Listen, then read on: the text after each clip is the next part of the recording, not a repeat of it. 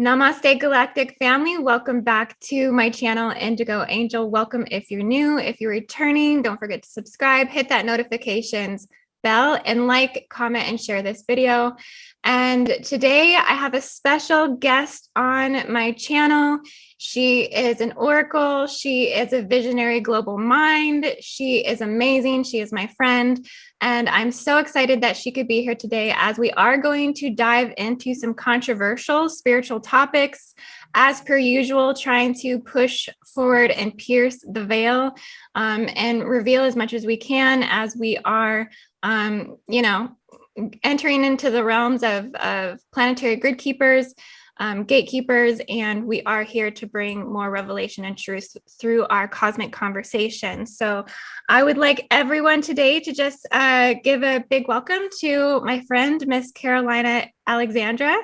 And also you can find her on Sacred Heart Rose Oracle on IG on Instagram. This is where she does all of her lives, which I highly recommend going and checking her out because I've watched a lot of her lives and she definitely dives in. If you like the content on my channel, you will definitely resonate with the things that she is talking about. So thank you so much for being here and welcome. Thank you. Thank you for having me back. I think this is our second or third video, actually, so I'm excited to be here again. And yeah, let's get started on the controversies. Oh, yeah, definitely. And I just want to let all the subscribers know we have done one video before. I believe we were covering the free Britney material. We did a Shaula Starseed, which Miss Britney Spears is a Shaula Starseed. So we kind of covered what was going on with the free Britney movement to some degree, giving our perspective in terms of higher consciousness, and then also tying it into her cosmic blueprints and things like this. So I will leave a link in the description to the last video that we did. This was a while ago. How long ago was it? I was just thinking about that, but I think it was in October last year. So it's been kind of like a year, I think. Oh, so. Wow. So this is our anniversary. Yeah, I know. Yeah. I don't remember the exact day, but here we are. Yeah, no, that's awesome. I don't either. I'll have to go and check that, but it would be interesting if we follow like an October theme every time we kind of come together to film. So I love it. October is such a fun month. Yeah, it's a beautiful month. I actually have a birthday this month, October 25th. Yay! Oh, happy early birthday. Yeah, my incarnation day. Yes. Yeah, thank you. Well, yeah, I'm excited to kind of, like I said, just dive in with you today. I know I didn't release an outline to you. So Carolina is kind of coming into the conversation, like just in a way that we're going to have a conversation. So there'll be more of a natural flow, kind of just going back and forth today and how we present information. And we're going to kind of start by diving into the crucifixion wounds, the crucifixion implants, and also the greatest wounds of love on this planet, how they are impacting the seventh dimensional spiritual body globally, and how the Saturn matrices, how the Anunnaki, Nephilim, and the beast machine mechanics, all of these things are definitely feeding off of these crucifixion implants for those who haven't removed these within their energetic field and their energetic body. So I just want you to go ahead and give your perspective on the crucifixion wounds and implants, and what do you see that's going on globally with these wounds and distortions? I'm seeing so much, so much. So it's a little bit challenging to know even where to begin with this, but looking at the crucifixion wounds and what I've been tuning into, because I've removed my implants, I've patched up those wounds, I've repaired that architecture, I've, done the inner work essentially. But what I'm seeing transpire is something on a bigger collective scale that's creating a disharmony in a lot of the spiritual community, in those that have been awakened to a higher level, a higher awareness, a higher perspective. These wounds, something is going on with certain energies that are being It feels like they're being sent through the grids, and it's activating these implants within people, and it's triggering the wounds, the abandonment wounds. So there's a lot of shadow projection of the tyrannical father that I'm observing, and a lot of demonization. There's pretty much a witch hunt going on right now, and a burning of the oracles as well. And I'm just laughing at, but it's a bit concerning. And I apologize if I'm going all over the place with this. But this is definitely a topic that's very triggering. It was very triggering to me. I understand what it feels like to remove these implants and to dive into these depths of healing ourselves internally. And it can create a lot of psychosis when these implants are triggered up to the surface, and when those shadow bodies are triggered up to the surface. And yes, there are mechanics to all of this, which I'm not feeling too called to go too deep into the actual mechanics of the implants and the architecture and how it's been inverted and reversed and all of that to siphon. Yet it's just, there's so much to it. And I know that a lot of the words can be very triggering. And I'm sorry if I feel like I'm speaking word salad right now. It's kind of all piecing together, but there's a lot to it, and it's concerning. It's honestly concerning what I've been seeing happening in humanity, especially since July. And I've been doing the energy mapping, and I did correlate it with these implants that, there's certain sound tones, frequencies, energies that are going through the grids. And being we are the grids and the grids are connected to us, it's going through people as well. And it's amplifying their shadows. It's amplifying their fears. It's amplifying their cognitive dissonance. It's amplifying the ego and keeping the ego separate from the arrows or the spirit, which is what we're here to repair. So it's essentially targeting all the areas where there's just deep abandonment wounds and deep pain and deep trauma and deep fear. And there's a lot of chaos and volatility and dissonance and attack as a result that I've been seeing. So. Wow. Yes. And I can understand like the feeling of a word salad when you're trying to discuss these things, because they're definitely sensitive topics. And if one doesn't really have a lot of the information or the knowledge on these certain things, like they definitely are very triggering. So I think we come from a space where we are aware of those. So as we present information, like we're doing our best to try to cover bases to allow people to see, also bring forth the information that helps them be able to piece together the bigger picture in cosmic history and what's been playing out globally and all of the tampering that's been happening since the timelines of Lemuria and Atlantis, and why we seem to kind of go in and target certain topics and certain implants or certain agendas or certain things that are going on. It's because it's like directly pertaining to what is playing out now in a lot of ways. And like you said, like needing to heal the soul, needing to work on all these aspects of ourselves to integrate ourselves into more wholeness, promote less division and attacks and things like this, and try to bring us into unity, that we're not pushing tolerance.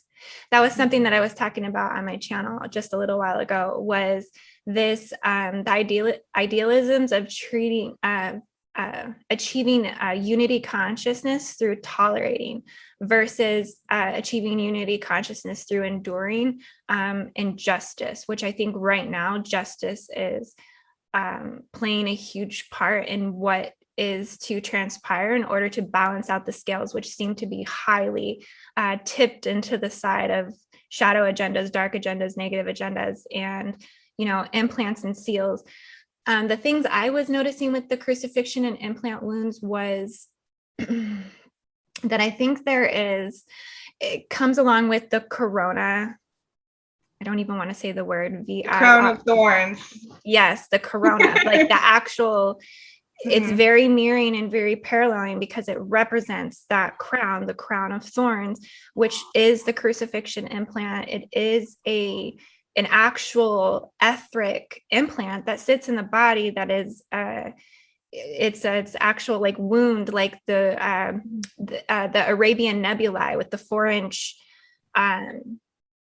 thorns that go into the actual like skull of the crown. And so this is what's really being uplifted cosmically, globally, galactically, because these wounds were actually installed into the planetary logos, the planetary consciousness, also into the staff and rod of the inner earth. And so I feel these are also inner earth battles that are playing out. And sure. I know you want to talk on that because I think I'm like, yeah.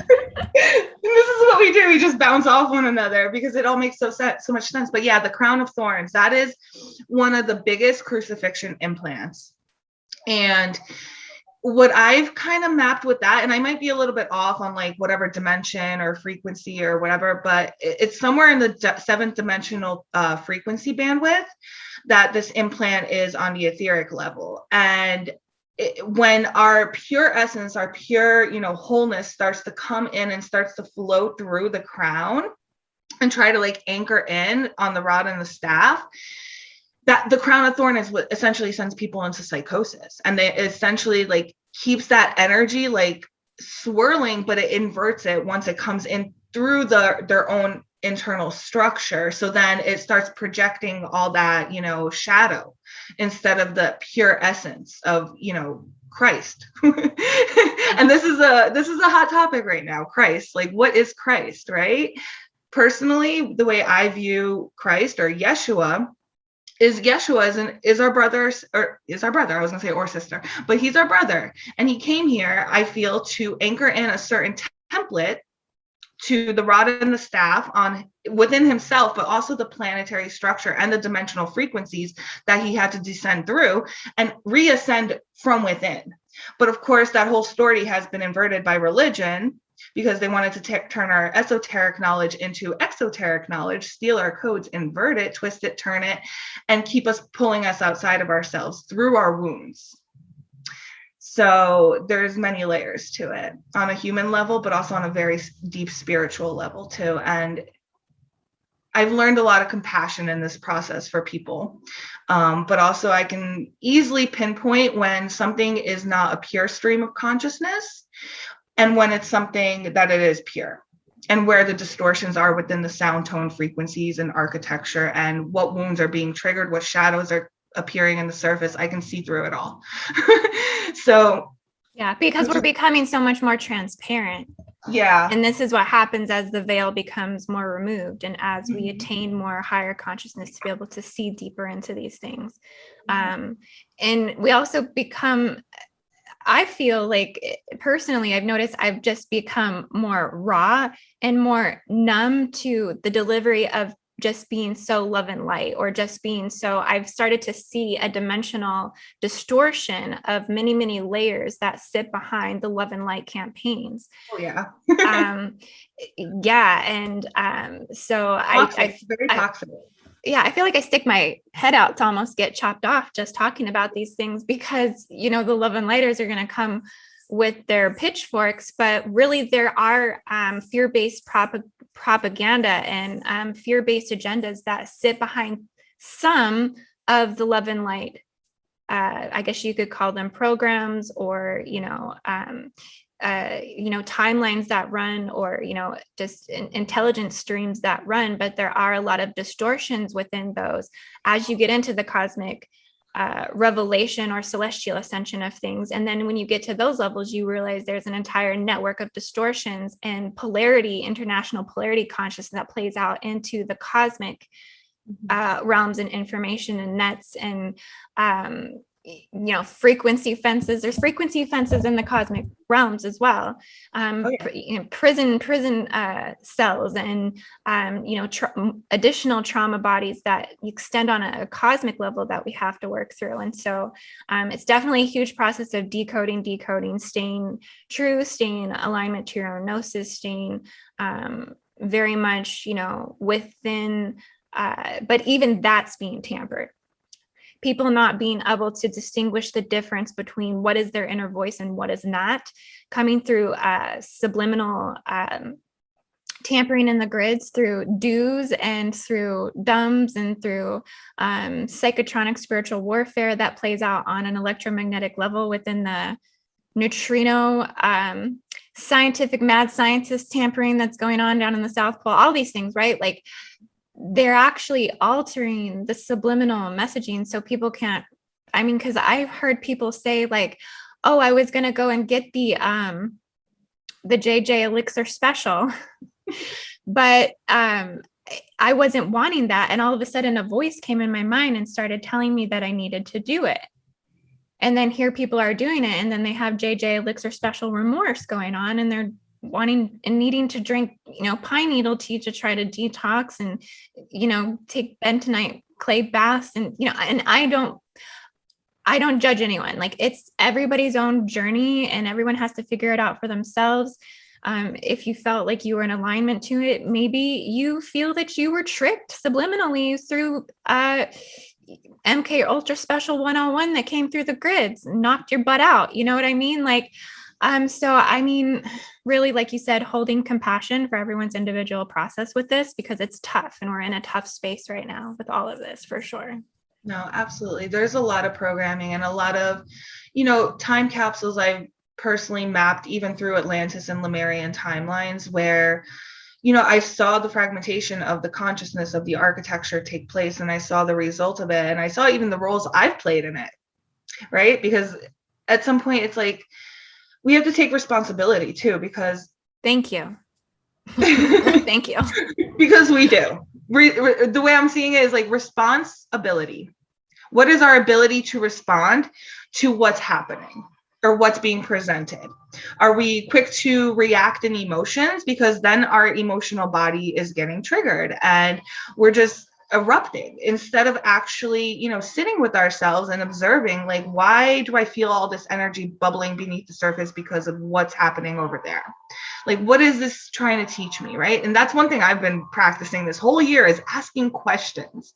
Even if I'm just asking them walking down the street, nobody hears me, I ask these questions and then the answers come. And then that's where we can sharpen our intuition and discernment to what's coming through us, instead of just having these streams of, oh, go get the J&J elixir. It's good for you, right? That's not programming, and it's replaying. And when there's certain, energy is being sent through the grids, these voices amplify and people pick up on them more, right? And it depends if they have any doubts within their own minds or within their own selves or fears. These energies play on that and they latch onto that. And then the person thinks it's them actually thinking this, but it's not. So they have to take responsibility for their own awareness, I feel. And it's a process. It's totally a process. Yeah, definitely. But it's also archonic manipulation. Oh yeah, for sure. Like it's definitely, like you said, they play upon the fears. They play upon your weaknesses. They lie. I think, we're at a point now. I was seeing we have, JJ Elixir supremacist. Oh yeah. Now, this is totally turning into something that is just mind blowing, that they're basically at a point that they don't even have to tell you the truth about anything anymore. They just doing what they want to do. And so it's tough. I got into talking with a friend the other night, talking about how it's causing this great polarity consciousness between the ones that have taken the elixir, the ones who have not. We might get to a point in the future where we will have, it's going to cause a big shift within our ability to like procreate, because there will somehow become like a demand where those who did it will want to now like create with those who didn't, because they're going to have pure genetics and things like this. Like it's actually, there's a whole spectrum that's going to go into forced breeding programs, sterilization programs, eugenicists. Like I haven't yet fully defined all of this, but it's I see it. Yeah. I see, because it's happened already, right? Like it's yes.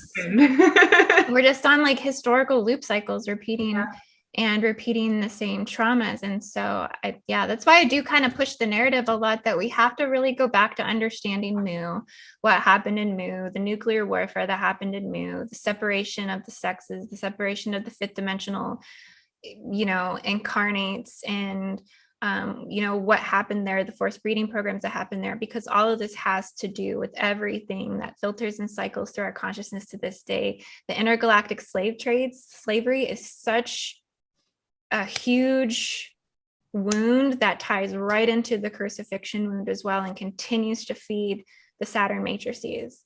Yeah. And my thing is we're so reliant upon the Saturn matrices, because if you look at Saturn matrices systems, okay, we have like indoctrination, we have secret societies, we have fraternities and sororities, we have the institutions, we have everybody thinks like the Freemasonry, like, I don't know, like it's Freemasonry and the Templars, like it's supported still on some level. These things are still supported. The Baphomet seals are supported. The Vatican seals are still supported. I feel the inorganic tree of life and the different reverberations or different replicas, I guess, of the inorganic tree of life grids. And it's just overlaid. Every civilization, every fall, overlaid another piece of the architecture, the inverted one, until they built up the, complete system of infiltration, which is what we're seeing now.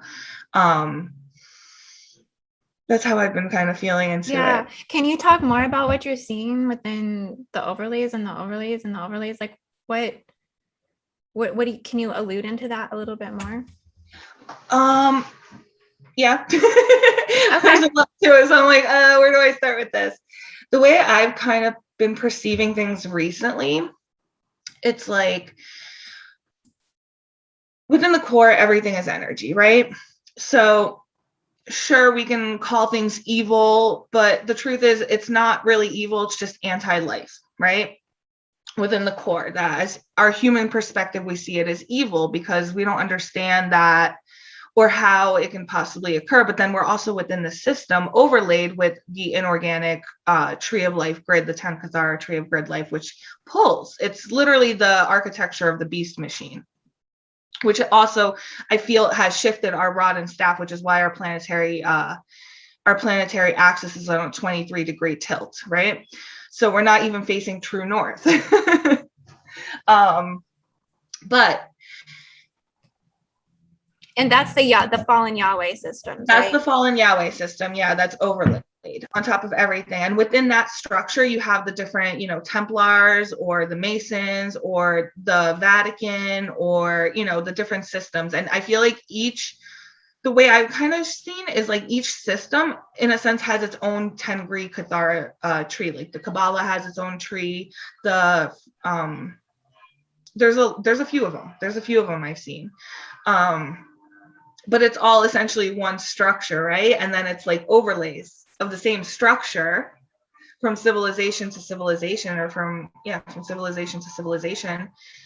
And it's what's keeping people phase locked, what's keeping consciousness phase locked is that inorganic tree of life that has all these programs and Templars and frequencies and frequency nets, because it's literally overlaid on top of this whole system, which is creating the inverted even Saturn matrix, because I feel Saturn also has true fields. Every planetary body has true fields to it, right?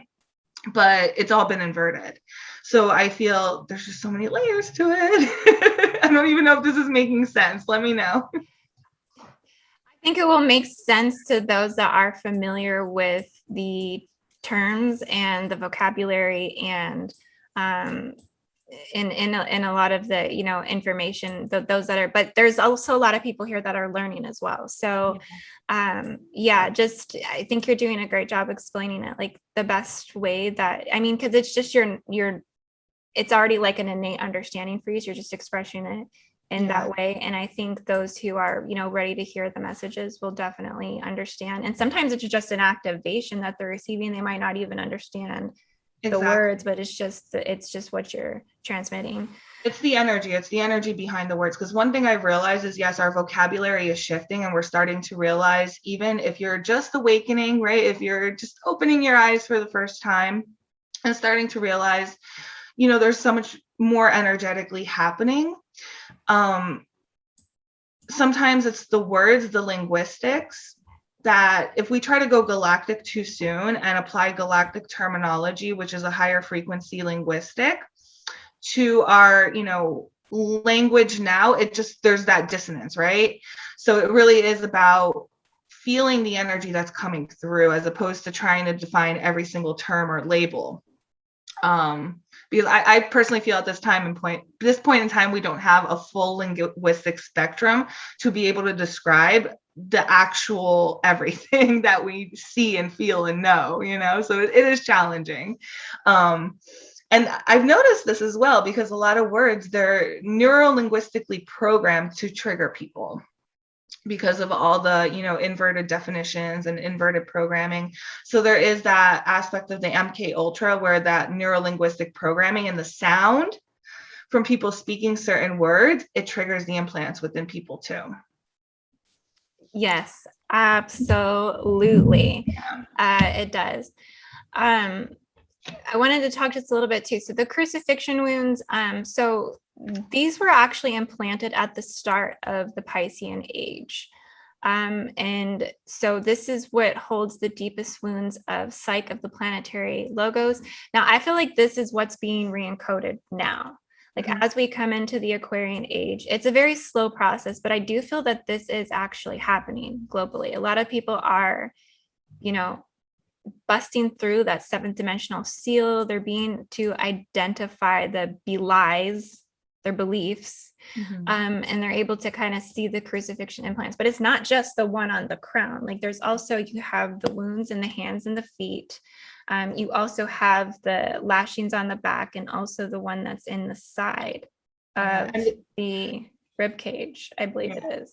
And they do go in connection with the J seals, which those are on the left side of the body, which is the feminine, which is the magnetic charge. So they're distorting through the J seals too, essentially, which is also connected to the crucifixion implants. And there's, if we have that stream of flow coming from the higher planes and anchoring in, but then if we're still carrying the J seals on the left side of our body, that stream cannot flow completely through and complete a circuit, right? Complete the ankh. So it leaves people open, it leaves people vulnerable. And that energy starts flowing out through their wounds or through those spaces where they have these implants still. And it literally becomes a feeding frenzy for archons. Let's just keep it real, right? Like it is what it is, but we can clear these things. This is what we're here to do. Yeah, I've been calling it like a global etheric stigmata. Because how you see the actual physical expression of stigmata in mostly amongst like Roman Catholic women. I've seen a lot, this has been kind of a big thing where they actually lay in bed their whole life and just bleed out their hands, or but it's kind of like the same wounding, but it's not like the actual physical manifestation of it. It's the spiritual manifestation of it. And I think it's more so inclined to affect the indigos, the Starseeds, those that are Melchizedek descendants, even Anunnaki descendants, with their being and so and so I think we're going through a huge re-encoding of this globally right now. The coronavirus kicked this off, and so I think it's a re-encryption that's taking place inside the planetary grids that I've been personally seeing this is going to probably play out till a major eclipse that's coming in October of 2023. And I was reading something too. Sorry, I didn't mean to cut you off.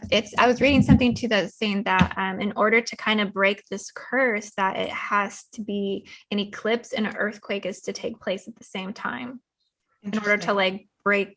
Yeah, I've been feeling that it's going to actually, what you're saying now, it's actually going to go on until 2024 when we have the next big solar eclipse. That's going to make that X. I forget what state it's going to make it in, but X marks the spot. And each eclipse is a shift in consciousness. So it's how are we using these energies that are coming in with the eclipse, right? With the eclipse portals, because they could be very destructive, but they can also be very progressive and very, you know, enlightening and helpful. So we really are the vessels. We really are the instruments, you know, with what are we doing with these energies?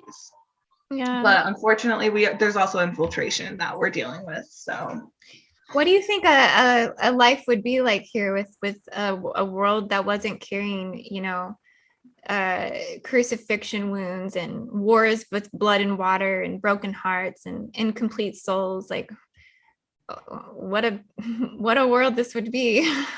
no NPCs, or at least NPCs that are operating on a pure structure, you know, of just purity and love and compassion, right? Like the NPCs are a little bit concerning these days too. Yeah. So maybe can you define the NPCs for our listeners today? Like when we're talking about like the cyborgs, the zombies, the soulless seeders, the clones, you know, there's a lot of these terminologies. Like, how do you see like an NPC? I personally, you know, I see them as human. I treat them as human, but I understand that there's no actual divine spark within them. And I know that they are a product of the system. And, you know, there is a game overlaid on top of us, the chess game, the checkerboard, the mutations, the game of duality. Like that really is a luciferian, quote unquote, which I don't really want to label it that, but that's what's being labeled. So I'm using that terminology. The luciferian game, right? The Luciferians versus the Satanists, and then humanity's kind of the pawns in the middle, right? So it's you know, I feel like those of us that have a divine spark, that have a soul, that have that internal connection, like nothing can ever really disconnect us from our creator, from where we came from where we sparked from, regardless of where our souls have journeyed individually, whether it's within this time matrix or another. Because some humans, I feel, were born within this time matrix, so they only carry a certain potential for 12-strand DNA. However, there's those of us that came from outside of the system that are here re-encrypting within the system and helping the NPCs themselves also rise, right? But it's challenging because they're more susceptible, I feel, to a lot of the inorganic pulses and energies that flow through the grids because they're literally part of the system. So they don't have that ability to gauge and perceive beyond or even question things. They don't have that stream of awareness that flows through them and that internal spark or that internal, like something feels off, you know? Yeah. So that's kind of how I see them. But yeah, it's definitely interesting how there's so much diversity, and I think it really represents like the levels of consciousness here on this earth, and also those who have been taken over. And you know, are working for the dark side or working for the negative agendas.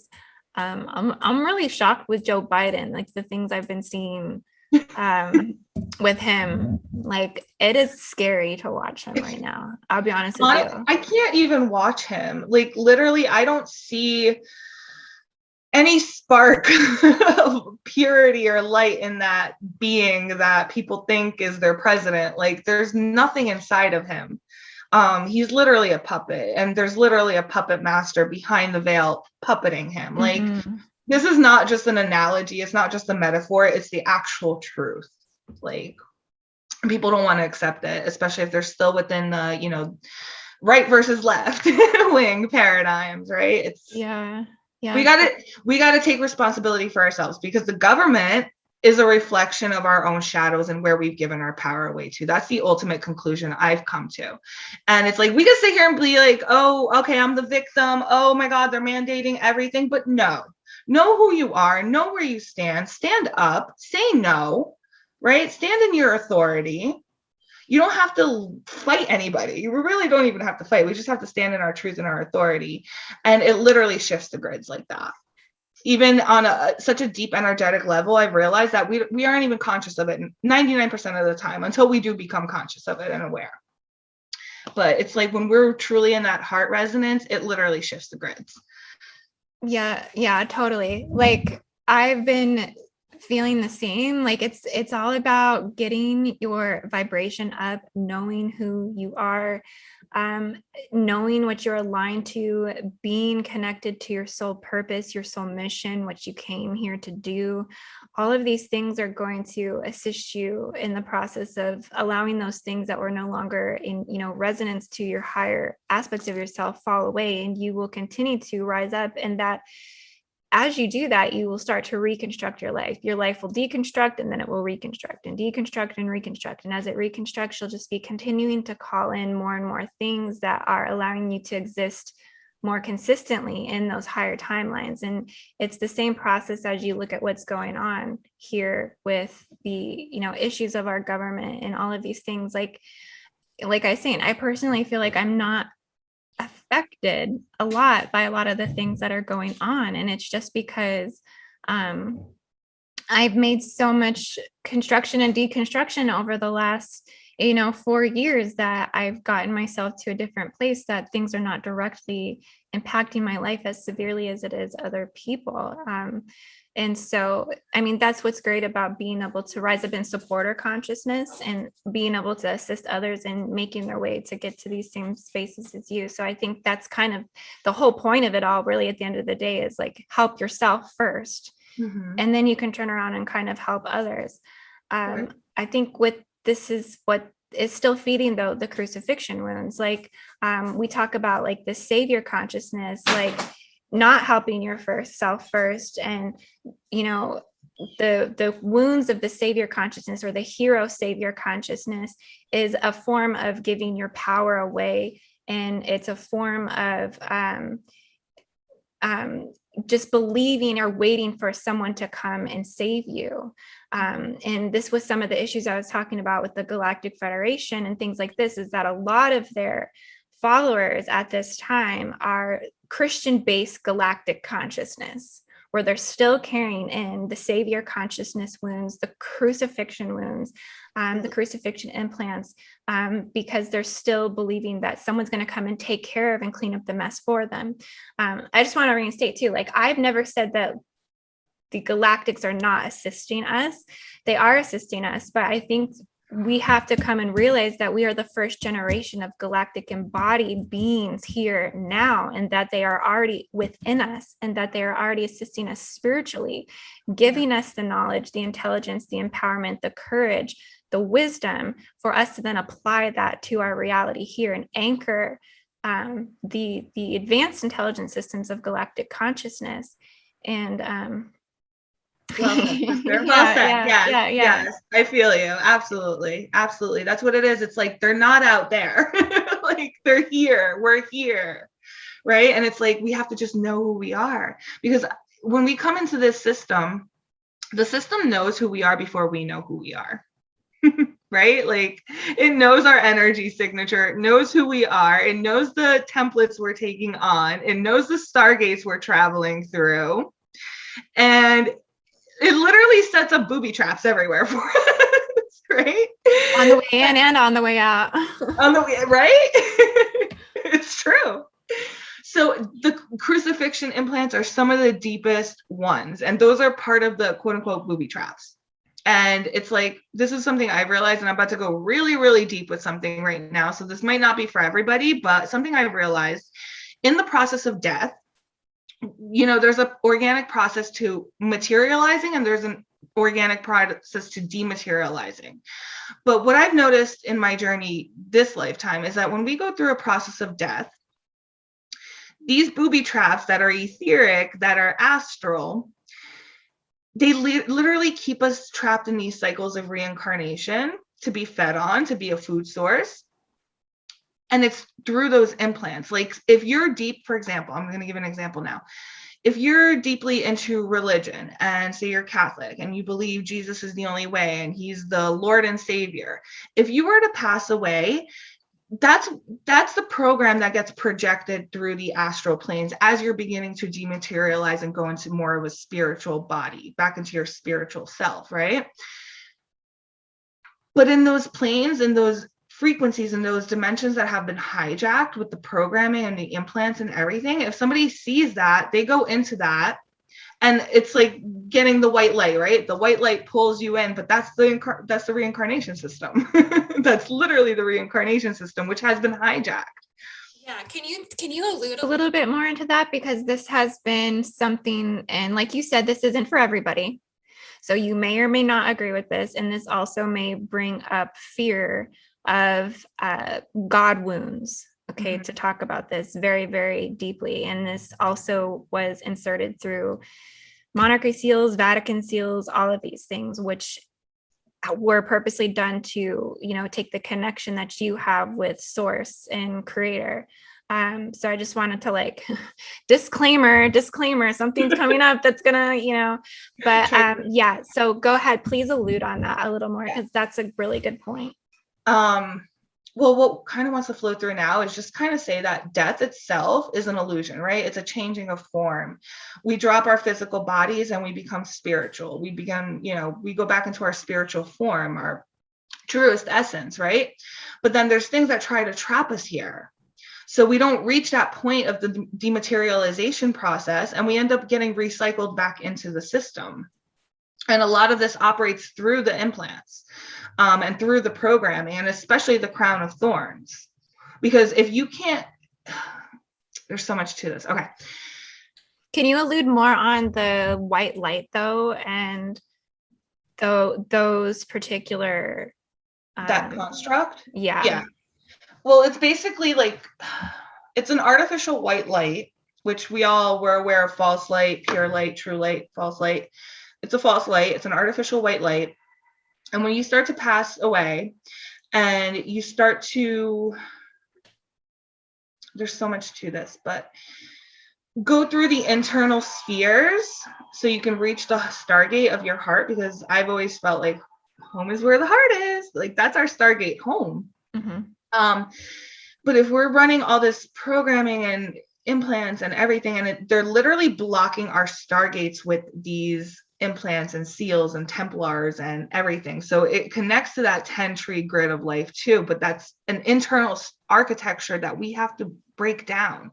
And once we break this down and see beyond the programming and the indoctrination and understand that death itself, there's an organic process to it, and really release the fear of death and release these programs, which there's so many of them, that's when we can actually really, really dematerialize and ascend back to source, to God, to first point creation, where we came from. But it is a process, it is a journey, and sometimes it does take more than one lifetime. So hopefully that came out clear, because I know I'm all over the place again. yeah. I mean, it definitely is. So basically it's about getting your ascension codes in this lifetime up high enough so that you can understand the processes of dematerialization, so that way you can learn how to use gate systems to get back to wherever you're trying to get back to in terms of source energy through the death cycle, death and rebirth. Yeah. But that would technically would be reincarnation. Yeah. Yeah. So, and that's interesting. It's like, well, so what levels of initiations or what levels of activations are necessary for us to achieve in this life to be able to attain this complex knowledge that it seems to be able to kind of do this type of planetary exodus. There's a lot to it. And I mean, the way I came into this awareness was from my own journey, from literally watching my mom pass away, experiencing everything I experienced after watching her pass away. Understanding even, suicide, for example. When we commit suicide, we fracture our template and we keep ourselves stuck in this system until we reincarnate and go through, healing those imprints of the suicide, which is something I experienced in this life. And I know I'm going very deep with this, and this can be very triggering. So again, here's a warning. I realized I was carrying this, for example, and my whole life, especially when I was a teenager, I was getting attacked a lot, and I kept, kids my age were like, go kill yourself. You're such a waste of life and this and that. I didn't realize until later on, until I cleared these suicide imprints, because my past life recollection came to my conscious awareness and I was actually able to go in those spaces and heal this.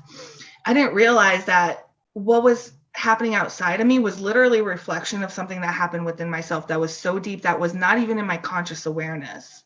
So I went through most of my life wanting to just kill myself, and actually attempted a few times. But it wasn't until I actually had near-death experiences, not of my own doing, that I was able to really break through these paradigms and see these aspects and understand this deeper. And I'm still learning. Like, I'm not an expert in death. I'm not an expert in any of that. And I feel like this is very important to bring this awareness, because ancient civilizations, they had this awareness of the dematerialization process and death and what actually happens and how to actually achieve, eternal life, and that, way back home, right? So there's so many layers to it. Definitely. I keep like going back to the white light thing, because I wonder if so what we mean by the white light thing. So some of you may have heard this before, but it's where when you're going through dematerialization, that you're not actually supposed to go into the light. You're supposed to go into, I guess, the void, or even what would be appeared as darkness, or just the blackness, or The cocoon. the opposite of light, because the going into the light was part of like a biblical entrapment that was brought forth by the Anunnaki Nephilim, all of these, people who contributed to the tampering and the inversion of what the Bible was supposed to really be all about. And all of these things that going into the light actually will take you into reincarnation and astral harvesting and things like this. I personally am still decoding that on a deep level of my beliefs or my belies, to fully give into whether this is true or whether this is not true. Like, how do you personally feel about that? Like, personally, I feel it's true. I feel there's a lot of resonance and truth to that. And, I'm not going to sit here and term every Anunnaki as bad or every Nephilim as bad, because they're not, and I've actually had contact with Anunnaki when I was awakening. And, there were some ones that were just not very nice, but then there were others that were truly, honestly helpful. But it's just, there's so much more. And yes, there are traps. Yes, it's all been twisted, turned, inverted. yeah, it's really deep. And so it's really deep. We're just very much in the process of like decoding, like what I think it's all about, what's resonates for you, what feels to be true in your heart. Just always stick to your own gnosis, always stick to your own discernment, especially when you're coming to hear these things, because the whole white light thing is something I have been hearing from a lot of different people in the higher consciousness community as well. But I haven't actually, like, for me, when I hear something like that, I want to find like its origination.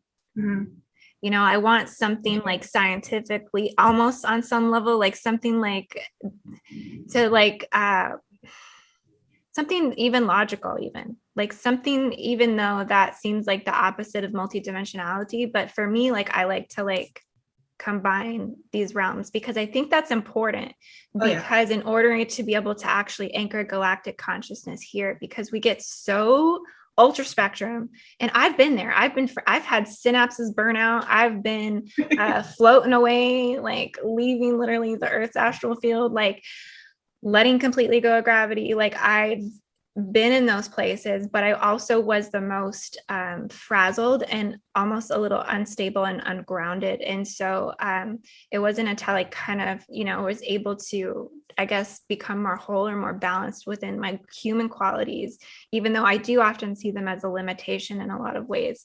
And I do practice keeping limitations in submission as much as possible, but it's still something that I feel, in order to kind of make sense here in a way that we can deliver this message for other people, to help open up minds and hearts and new ways and new pathways that other people can see into new possibilities and probabilities and timelines, like we have to be able to anchor it also in, on a human level. Yeah, absolutely. Absolutely. Yeah. And that's where it all shifts, because it's like everything that's happening externally, whether it's on the collective or an individual basis, it's also happening internally. So in order to shift the external holographic reality, we have to shift the internal holographic, or not holographic, but actual architecture and templating, and let go of everything that, do the excavating, the release, not releasing. I actually don't like to use that word anymore, because release, no, I'm not going to release that. You know what I'm saying? Like, I'm not going to take up a lease on that again. So let's just let it go. Right. Tangent. No, it's okay. Yeah, it's just, this is what we came for. And it's from within that it shifts. And it's so important to, guide one another, like, but first learn to lead ourselves, like become a leader within yourself, lead yourself, and then step up and help lead others, right? And then those drawn to the messages, they'll be drawn to it. But I also feel that's what it is. It's the embodiment process. It's the embodiment process, because to shift the external, we have to shift the internal. To, create a new world externally, we have to feel new, renewed, revival. There has to be an internal revival. That's a word that's been coming up lately for me, and I'm like, okay, all right. Yeah. A renewal. Which that's also been hijacked by religion too, but not going to go there right now. I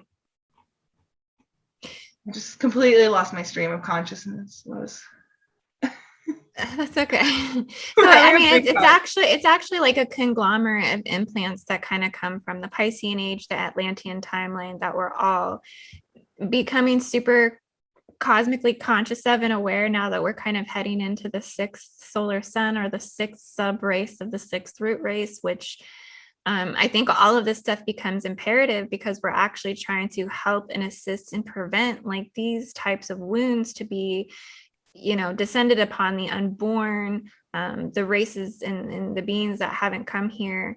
I do feel a strong call and a priority to, send a message out to the collective that helps others to see how important it is to make sure we have 5th dimensional incarnates actually seeding and, incarnating here on this earth, because this was something, Carolina, that I wanted to talk to you about, to see how you felt on it. But how 5D soul incarnates may be a dying breed. I mean, we look at all of the tampering, distortions, gender distortions, twin flame distortions, the feeding systems upon the twin flame collectives, the 5th dimensional soulmate collective. Like, we're really getting in the forced breeding programs, the reptilians, and, women being under these seals, caps, limitations, not being able to procreate with their true soulmates, not being able to actually bring 5th dimensional souls into this earth. And so on a level, like, I know it's about getting your ascension codes up, but on some level, are we a dying breed, especially when we see what's happening to the indigenous here on this planet, and we see what's happening to those who actually represent those 70 Taran templates and things like this. So like, how do you feel about that? I don't feel we're a dying breed, but I do feel there is definitely an aspect of survival of the fittest. And it's like, I feel like a lot of that has been implanted too, the whole survival of the fittest thing, because, in the eyes of the creator, it feels to me that like, it just feels to me like, why or how could anything ever be lost, right? Like, how could anything ever be completely destroyed, And I just come from a place of love and of compassion for all people, wherever they're at, because I can see these things, these implants and everything, and there's so many layers to it. And it's like, we can get to this point where we can see so much and experience so much, but we can't convince others, right? Like, we can't just be like, hey, look at all these implants, guys, look at all this, and it's going to be the end of humanity. And I don't feel that. I don't feel it's ever the end, like, I always feel the end is just the beginning, like, I don't know, maybe that's just my eternal self. Like, it's just, there's no end. Like, yeah. So It's constantly regenerative, right? And Exactly. like you said, renewing itself. Nature always finds a way. Nature always finds a way. But okay, I'll put it in a different perspective. So I was reading, like, if you look at like the Nephilim giants, or you look at like how big the giants, or even like Neanderthal used to be, like, it seems that the human race is constantly getting smaller and smaller and smaller. So that means like our brains are actually getting smaller and smaller and smaller. And it's interesting because the earth is actually expanding more and getting bigger, but this expansion of earth is making so we actually have more gravity here on the earth. So like,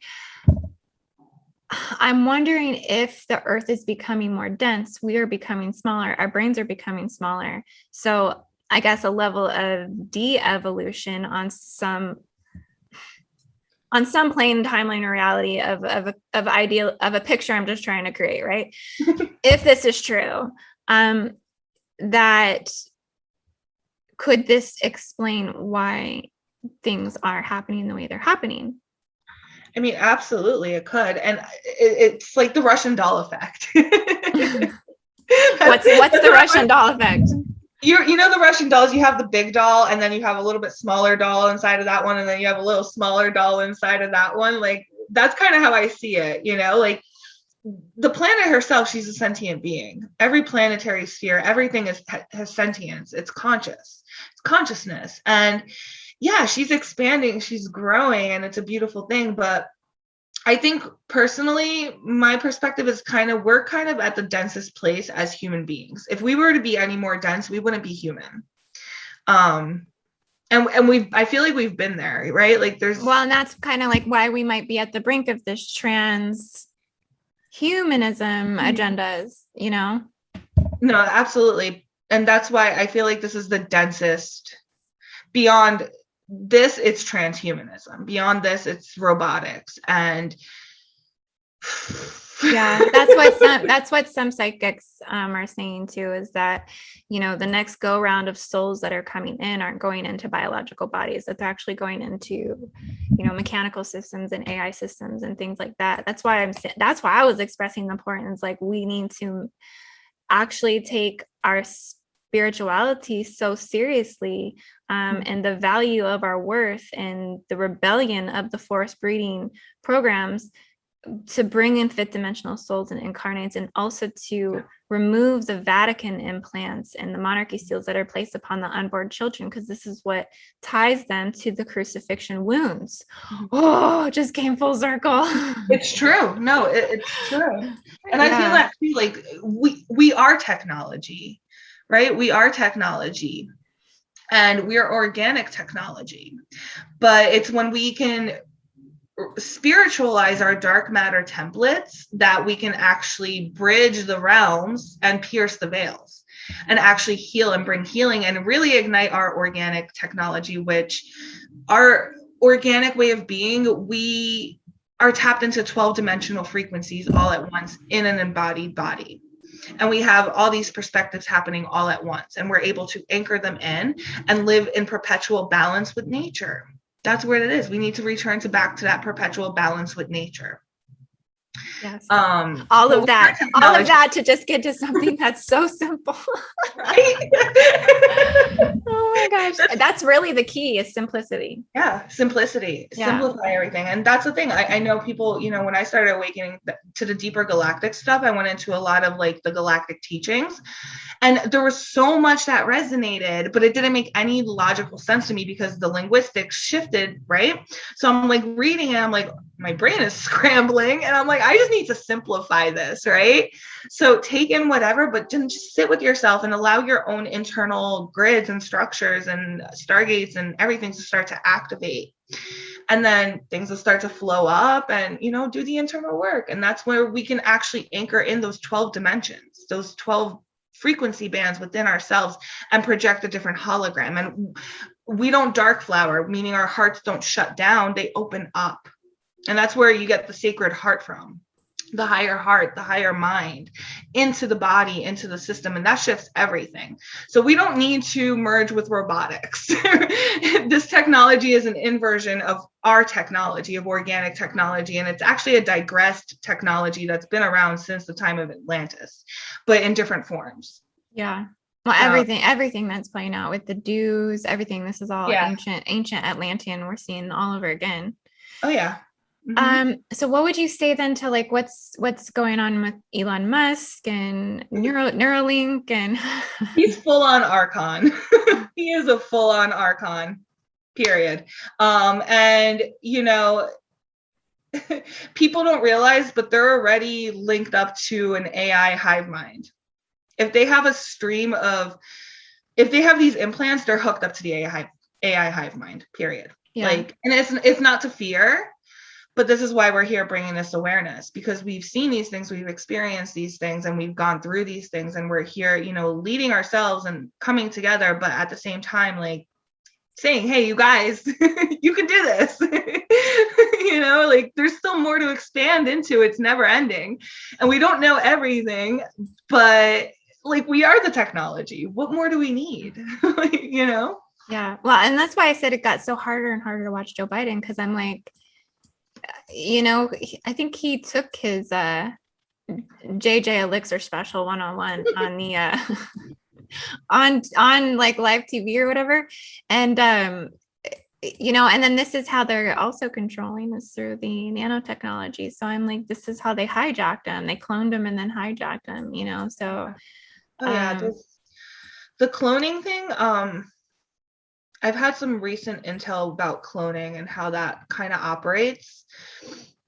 And it's like, there's so many. Would you like to share with us today? I would. I mean, we are diving deep.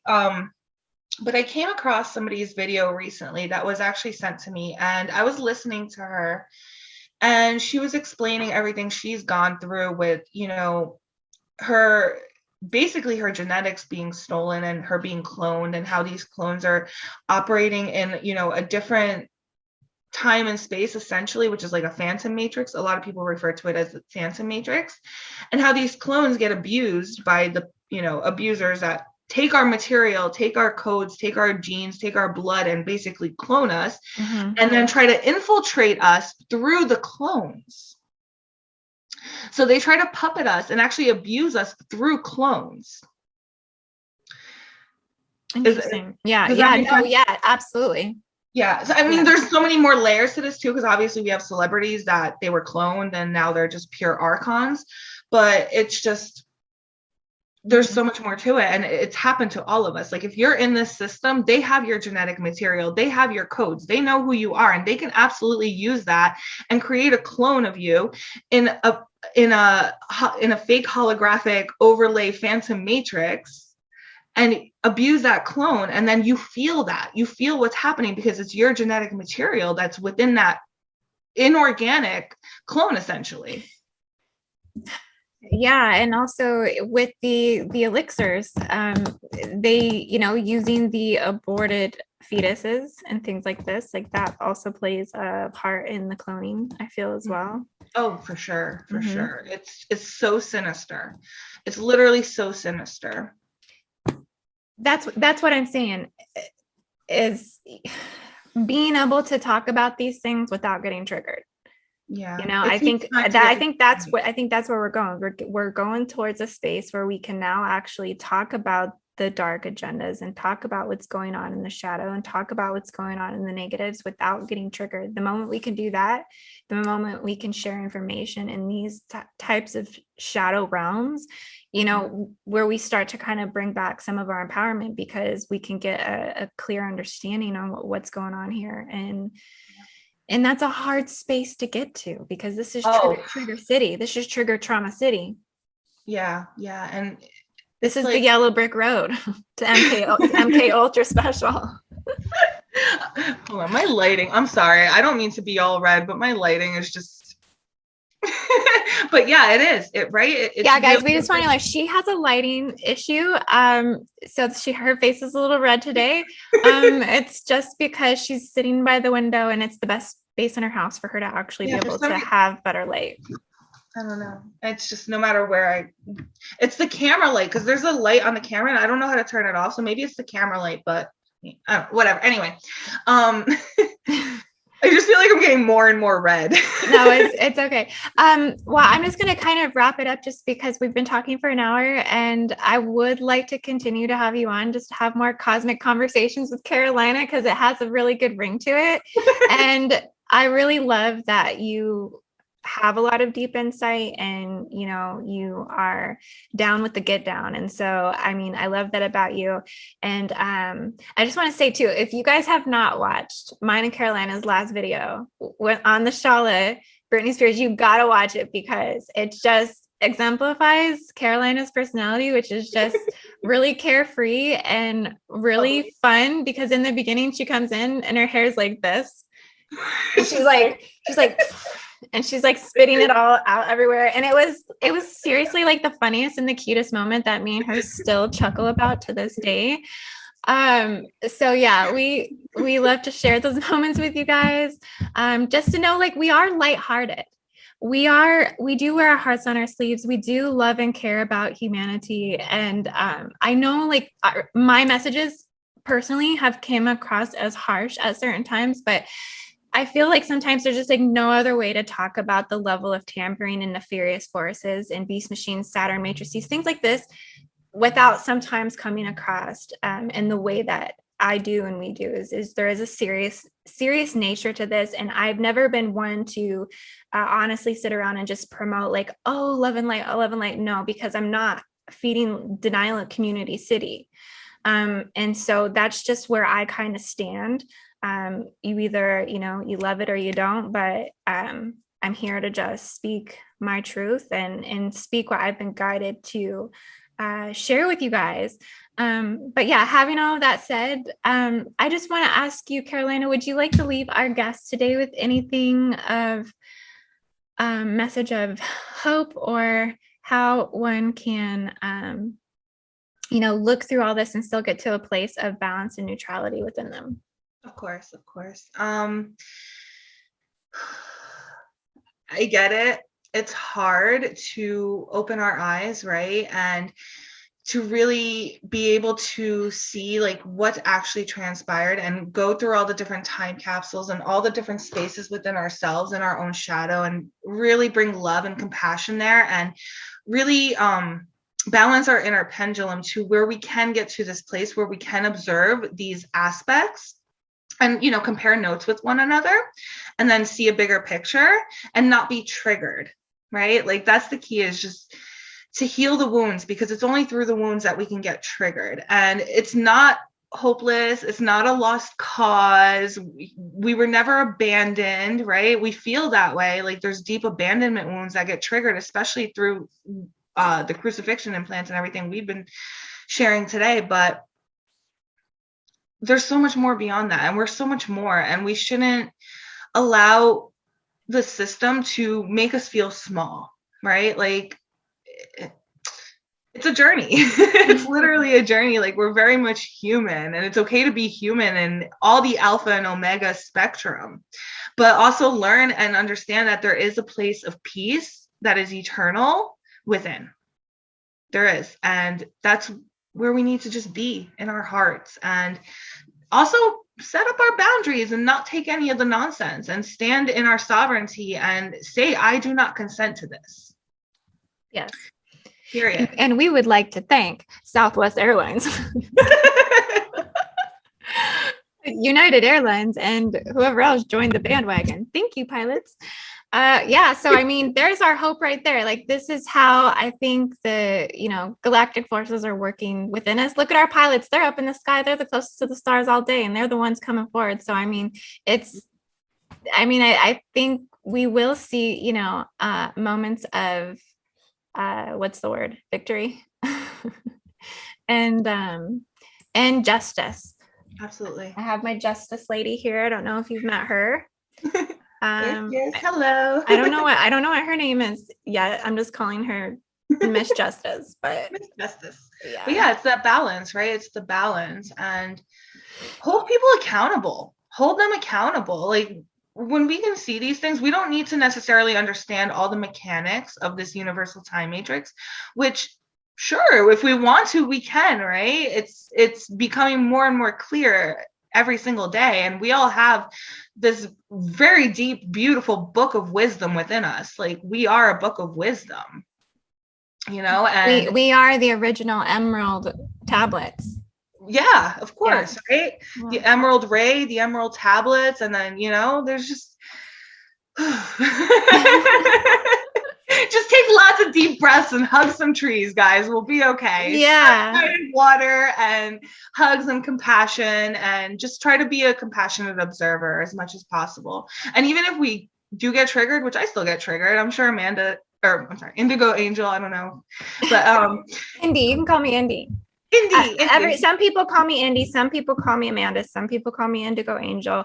I think Amanda is my government name, and there's a lot that goes down in terms of frequency, attachment wounds and stuff with that name specifically. So I like to be called Indy, but I get that question a lot, so I thought I'd just clarify it. Yeah, I never actually asked you. I'm like, you're all three to me. So. Yeah. I'm also, my higher aspect is Ashada. Oh, beautiful. Yeah, I got a lot of names going on. We all do, right? Our names are very important. They're definitely encryption of our soul frequency. But also there's also a lot of programming and stuff that comes with that too. Oh yeah. So, but literally our names are like our energetic address. So yeah, exactly. I like that. Okay, on that note, having that said, thank you so much for coming on my channel today. This was so much fun. I feel like we got to lighten it up and I loved it. And thank you everyone for watching.